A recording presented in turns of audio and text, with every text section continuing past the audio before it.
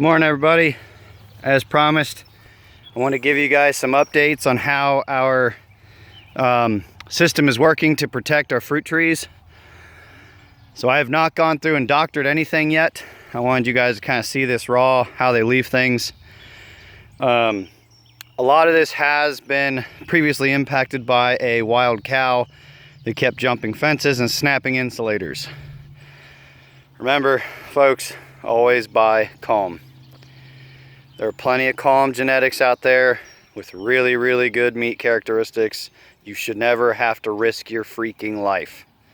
Anyway, that being said, so on this one, our strategy of pulling wires in, I don't know why they're not pulled in right now, but we have noticed if I don't tie them really well, they have a tendency, to slide down this line. So I gotta tie a few more knots.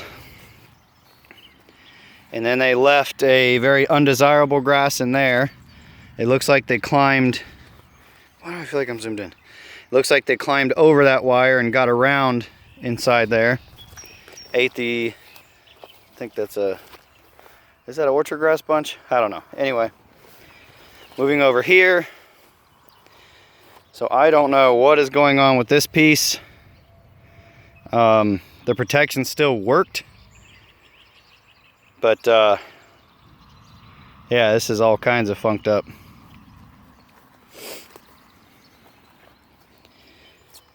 So the idea seems to be working. We just need to tweak it a little bit. All of this is supplied with power from the perimeter hot wire that runs along the top of our perimeter fence.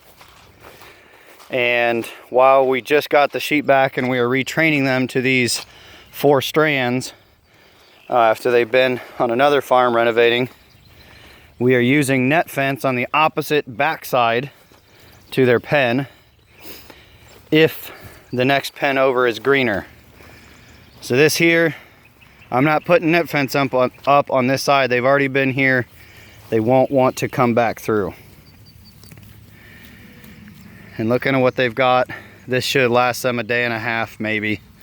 We'll see how they treat it. But the rest of our farm's gone to seed intentionally. We'll be bush hogging, get it back to vegetative as well as grazing.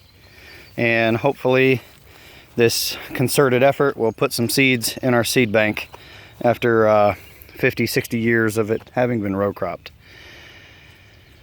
Again, the wire has slid massively.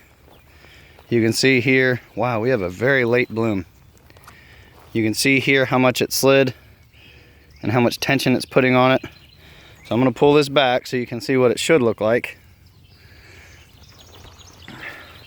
So we have these tall wires to protect these trees when we have steers that are obviously taller.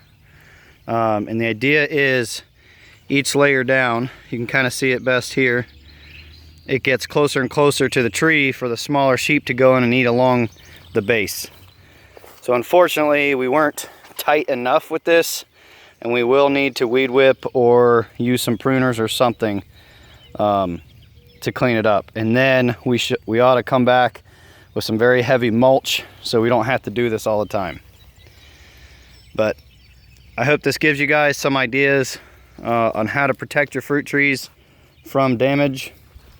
And when I say damage, I mean them chewing on the bark like they did last year. This one managed to live. They've killed many trees. You guys have a good day.